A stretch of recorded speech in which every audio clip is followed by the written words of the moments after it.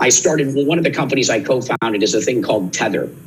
And so Tether, the idea was to put the US dollar on the blockchain to give it the same attributes and capabilities as Bitcoin.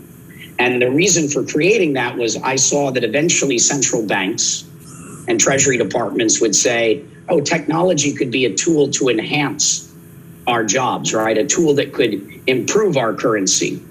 And so I went around the world talking about this idea, teaching governments around about this idea, educating policymakers, speaking to the public, recognizing that that would likely happen one day. Technology is going to impact everything. Tether by itself, I think, was also a very successful experiment in the sense that there's about $10 trillion a year of transactions being done with it, which means there's demand for such a thing. And so what we have happening now is governments like China and other governments recognize that this idea had merit.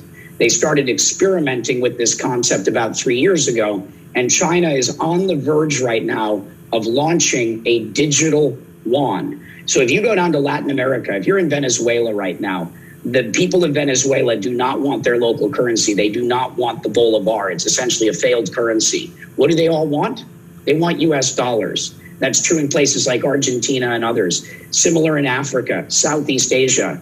And so right now there's a tremendous amount of demand for dollars for a variety of reasons all over the world. Once there is a digital yuan that is more accessible, I could conceive of a time in the not too distant future where people in all of these places would prefer to have a digital yuan.